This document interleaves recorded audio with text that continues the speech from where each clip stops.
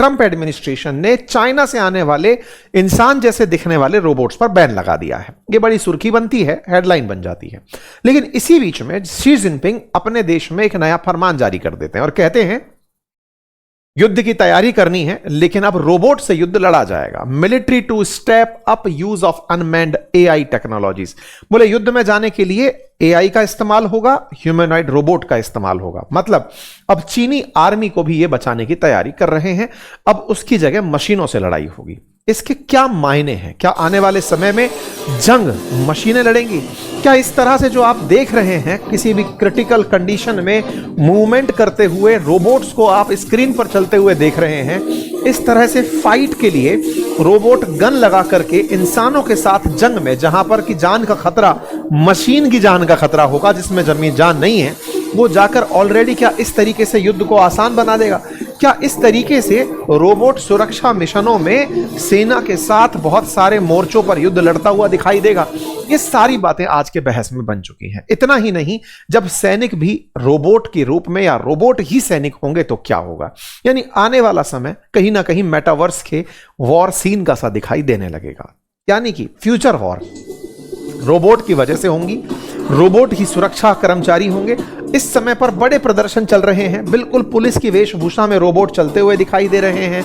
Robots को देख करके पुलिस की पुलिसिंग जो है वो रोबोट करते हुए शो ऑफ सीधा सीधा चीन की सड़कों पर किया जा रहा है।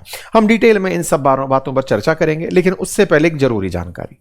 आपने अगर इतनी देर तक वीडियो सुन लिया है तो आपने 2-4 मिनट हमारे साथ बिता ली है। अब कुछ सेकंड और बिताइए और चैनल को रुक करके पहले सब्सक्राइब कर दीजिए।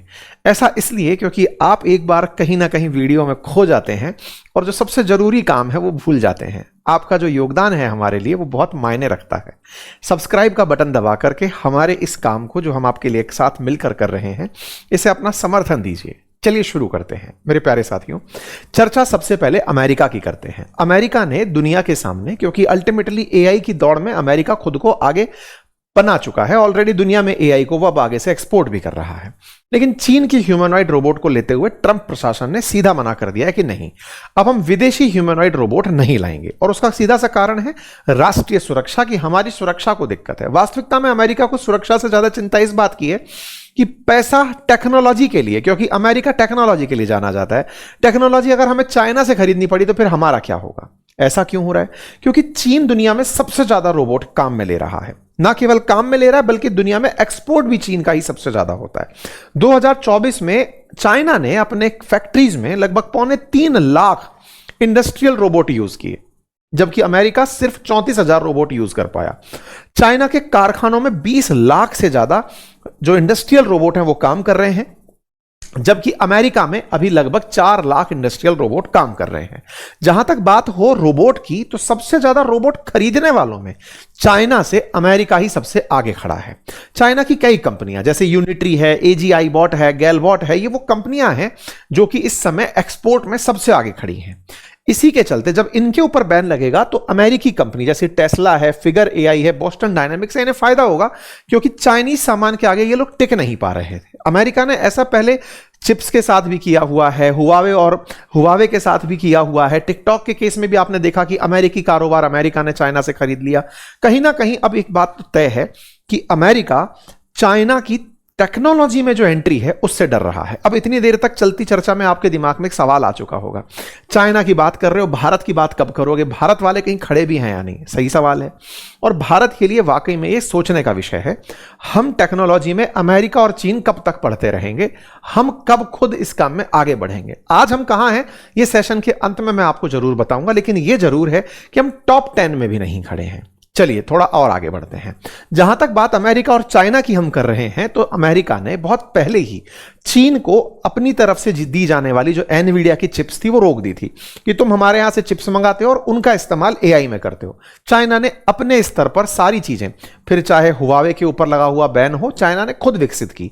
अमेरिका ने यह तक कहते हुए कि चाइनीज लोग हमको माल बेच करके पैसे कमाते हैं, अमेरिका ने उनके ऊपर कई बार बैन लगाया। यानी टेक्नोलॉजिकली जो लड़ाइयां हैं वो आप देखते आए। सोशल मीडिया में टिकटॉक कैसे ट्रंप ने आते ही अमेरिका से, चाइना से हड़पा कि भाई जो अमेरिकी कारोबार है वो हमें दे दो, क्योंकि अमेरिका ये समझ चुका है कि चाइना ना केवल डेटा पर बल्कि टेक्नोलॉजी पर भी अमेरिका पर अब धीरे धीरे भारी पड़ रहा है। अब इस पूरी लड़ाई में दो सुपर पावर्स अमेरिका और चीन आमने सामने हैं और इसी आमने सामने में ट्रंप अपना धंधा ढूंढ लेते हैं। एरिक ट्रंप के बारे में सूचना निकल कर आई है उनके बेटे के बारे में कि वो इस समय पर ह्यूमनॉइड रोबोट की कंपनी में पार्टनर बन चुके हैं। जहां धंधा पिताजी दूसरों का बंद करते हैं, ये अपना दुकान खोल लेते हैं। हालांकि चाइना ने इस बात पर अमेरिका को साफ कहा है कि आप हमारे साथ इस तरह का बर्ताव नहीं कर सकते, ये अगर होता है तो रिश्तों को बड़ा नुकसान इससे पहुंचेगा। लेकिन अमेरिका तो अमेरिका है। लेकिन इसी बीच में जब अमेरिका यह कह रहा हो कि हम चाइना से ह्यूमनॉइड रोबोट नहीं खरीदेंगे, उधर शी जिनपिंग कहते हैं कोई बात नहीं, मत खरीदो, हम अपनी सेना में ह्यूमनॉइड रोबोट घुसा दे रहे हैं। अब कहो सेना जो है वो यूज करेगी इस मतलब मिलिट्री एप्लीकेशंस में एआई और रोबोट। ये बात उन्होंने जो पीपल्स लिबरेशन आर्मी है उसकी 99वीं वर्षगांठ में बोलते हुए कहा कि हमको अब सेना को बहुत आधुनिक तरीके से आगे लेकर चलना है। इस बात के क्या मायने निकाले जाएं? मायने ये कि आने वाले समय में चीन की सेना में रोबोट दिखाई दे जाएंगे। जहां तक बात हो रोबोट की कि सबसे पहले कौन इसमें आया, तो साथियों बात 1921 से निकल करके आती है जब रोबोट पहली बार शब्द आया। मतलब आज का नहीं है, 100 सालों से चला आ रहा है। लेकिन 2008 में ह्यूमनॉइड रोबोट की चर्चा होना शुरू हुई थी। इस दौर में रोबोट का जो निर्माण हुआ वो मशीन के रूप में कि मशीनों का काम, इंसान का जो काम है वो अगर मशीन करे तो वो काम आसानी से करे, प्रिसीजन और एक्यूरेसी से करे। अमेरिका भी एलॉन मस्क की मदद से ह्यूमनॉइड रोबोट में 2022 में एंट्री कर गया था। यह आप मेलानिया ट्रंप को साथ में देख सकते हैं एक रोबोट के चलते हुए, जब वो इस तरह से एक रैंप वॉक में दिखाई दी। खैर, जहां तक बात हो चाइनीज रोबोट की, तो यह बड़ा प्रश्न बनता है चाइना के केस में, यार चाइना वालों के पास इतनी बड़ी आबादी है, वो रोबोट किस जंजाल में क्यों फंसे हैं? उन्हें लोगों को रोजगार देने पर फोकस करना चाहिए, वो रोबोट के पीछे क्यों पड़े हुए हैं? इसकी भी बड़ी दिलचस्प कहानी है। कहते हैं कि चीन के सर्वोच्च नेता हुआ करते थे देंग शियाओपिंग। उन्होंने चीन की अर्थव्यवस्था को जब पब्लिक के लिए खोला कि भाई सुनो, अब हम लोग जैसे आज 1991 की अपन बात याद करते हैं, लिबरलाइजेशन, प्राइवेटाइजेशन, ग्लोबलाइजेशन भारत ने अपनाया, ऐसे चाइना ने 1978 में यह अपना लिया था और कहा था कि चाइना में आकर फॉरेन कंपनियां निवेश कर सकती हैं। और स्पेशल इकोनॉमिक जोन जिसे सेज कहते हैं, जैसे हमारे देश में, ऐसे चाइना में भी बनाए गए।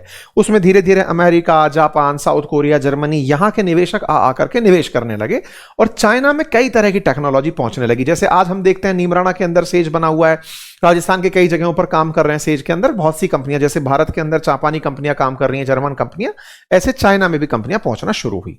इसी बीच में चाइना के जो लोग लेबर बन रहे थे, जा जाकर के काम कर रहे थे, चीन ने यहां पर एक मौका समझा कि देखो दुनिया के लिए हम सस्ते लेबर जरूर देते हैं, दुनिया की हम फैक्ट्री बनने की हिम्मत भी रखते हैं, लेकिन क्या होगा जैसे जैसे लोगों के पास पैसा पहुंचने लगेगा, मजदूरी बढ़ने लगेगी। और जब मजदूरी बढ़ने लगेगी, यही कंपनियां जो सस्ते लेबर के लिए आज हमारे पास आई हैं, ये हमारी लेबर्स की बढ़ती हुई सैलरी के कारण भाग जाएंगी।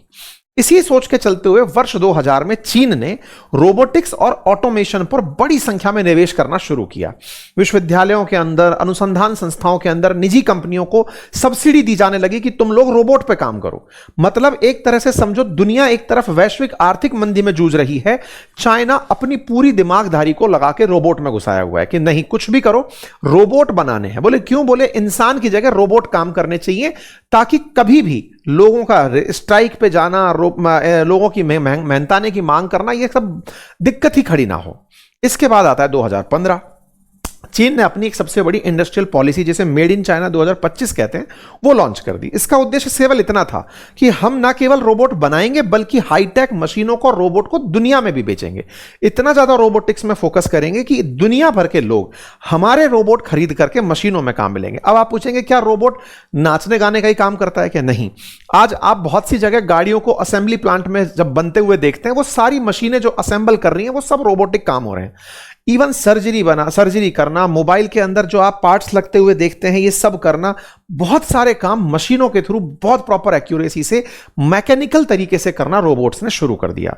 आज इसी के चलते चाइना मशीनों को सेना में भी ले जाने की तैयारी कर रहा है। मतलब कि अगर वो युद्ध करने कल को ताइवान से जाता है तो उस समय इंसानी रूप में जो है सैनिक पहुंचेंगे, और इसके लिए उसने वर्ल्ड रोबोट कॉन्फ्रेंस 2024 में 20 से ज्यादा प्रकार के इंसानी रोबोट दुनिया के सामने रख दिए।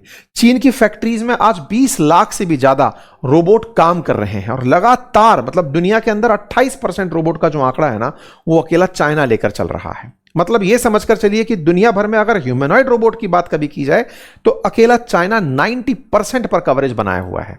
मतलब चीन में ह्यूमनॉइड रोबोट दुनिया के 90%, चाइना की लगभग 150 कंपनियां इसी काम में बिजी। यही कारण है कि चाइना ह्यूमनॉइड रोबोट के अंदर टॉप पर आकर के खड़ा हुआ है, यानी कि स्टार्टअप्स के मामले में टॉप पर आकर खड़ा है। स्टार्टअप्स के मामले में भारत नंबर 3 पर है जहां तक बात रोबोट की हो। आज रोबोट इतना बड़ा मार्केट बन चुका है कि ह्यूमनॉइड यानी इंसान जैसा दिखने वाला रोबोट का बाजार 2030 तक $15 बिलियन का होगा। चाइना केवल बेचने पर ही फोकस नहीं कर रहा है, अपने प्रिसीजन और एक्यूरेसी को बढ़ाने के काम कर रहा है। यही कारण है कि जब दुनिया के टॉप 10 देश तलाशते हो जो कि इस समय रोबोट सप्लायर के रूप में है, तो हम कहीं पर भी नहीं खड़े हैं। यूएस, चाइना, जर्मनी, जापान, ये वो देश हैं जो टेक्नोलॉजी सप्लायर बनकर खड़े हैं कि हमसे टेक्नोलॉजी ले लो। और आज इस तरह के प्रदर्शन करके चाइना दुनिया के अंदर एक साइकोलॉजिकल बैरियर पैदा कर रहा है कि सुनो हम कितना आगे जा चुके हैं। तकनीकी अपने आप में, चाहे स्पेस के अंदर हो, चाहे मनोरंजन में हो, हर जगह चाइना कहीं ना कहीं रोबोट्स के कार्रवाइयों को दिखा दिखाकर लोगों को मतलब एक सुप्रीमेसी लेता जा रहा है नॉलेज के अंदर कि देखो किस तरह से काम किया। रोबोट मैराथन दौड़ रहे हैं, रिंग में फाइट कर रहे हैं, पुलिस के रास्ते में बनकर के ट्रैफिक कंट्रोल इस समय रोबोट कर रहे हैं, पुलिसिंग का काम रोबोट कर रहे हैं। ये सारी तस्वीरें इस समय, अभी हद तो तब हुई जब फ्रेडरिक मर्ज जो कि जर्मनी के चांसलर हैं, अभी मतलब 4 महीने पहले जब चाइना आए थे, तब उनके सामने रोबोट्स के थ्रू डांस करवा के दिखाया गया। प्रेजेंटेशन इस तरह से दी गई कि मर्ज के सामने, जर्मन चांसलर के सामने जो परंपरागत नृत्य है वो रोबोट करते हुए दिखाई दिए। मतलब इतना वेल कोऑर्डिनेटेड तरीके से ये सारा काम करके इन्होंने दिखाया। ये सर्विसेज नहीं है, ये टेक्नोलॉजी है, इसके लिए मशीन इन्वॉल्व है। चाइना ये सब करके दुनिया के दिमाग में एक छाप छोड़ रहा है, और वो ये कि हम तकनीकी में आप सबको पीछे छोड़ते चले जा रहे हैं। तो अब चाइना जब भारत के साथ जंग में होगा तो निश्चित ही एक बहुत बड़ा विषय हमारे लिए, ना केवल फेक जो नैरेटिव होता है वो होगा, बल्कि एक तकनीकी भी लड़ाई के दौर में एक बहुत बड़ा संघर्ष का विषय बनेगा। अब सवाल करते हैं भारत कहां खड़ा है। तो जहां तक बात है भारत की, तो हमारी सेना भी तेजी से एआई और डेटा आधारित तकनीकी में तेजी से आगे बढ़ रही है। हमारी भी एआई आर्मी, नेवी, एयरफोर्स के साथ साथ काम कर रही है। सीमा सुरक्षा के लिए हम लोग एआई पावर्ड सर्वेलांस सिस्टम में आगे बढ़ रहे हैं, और एआई के नाम पर हम भी ह्यूमनॉइड रोबोट्स के साथ काम करना, भारत शक्ति जैसे हालिया अभ्यास में हमने खुद ने परेड के अंदर भी भविष्य को कैसा मानते हैं हमने वो दिखाया है। भारत ने अभी बीते कुछ समय में ये सब चीजें महसूस की हैं कि आने वाले समय में भारतीय सेना के लिए चाहे ड्रोन हो, चाहे काउंटर ड्रोन सिस्टम हो, उन सब चीजों में हमें तकनीकी को अपने साथ लाना होगा। और यही कारण है कि भारतीय सेना भी अब आने वाले समय में अपना जीपीटी जैसा सिस्टम सेल एआई विकसित करने में लगी हुई है। हम भी आने वाले समय में तकनीकी के आधार पर बढ़ते हुए म्यूल जैसे मल्टी यूटिलिटी लैग्ड इक्विपमेंट कहते हैं, एक रोबोटिक डॉग, वो भी शामिल करने की उसमें चल रहे हैं, ताकि हम लोग भी सेना के लिए इस तरह के रोबोट और कैमरे लेकर के अपना काम कर सकें। कुल मिलाकर जंग तकनीकी की होगी। अब वो शायद दौर चला गया जब बॉर्डर्स के आमने सामने लोग खड़े होकर के गोलियां चलाया करते थे। आपको क्या लगता है? अपनी राय कमेंट बॉक्स में जरूर दीजिएगा। लेकिन उससे पहले, कमेंट से पहले, आप सब्सक्राइब वाले बटन को दबाकर चैनल को सब्सक्राइब करना मत भूलिएगा। फिलहाल के लिए इतना ही। अपना ख्याल रखें। धन्यवाद।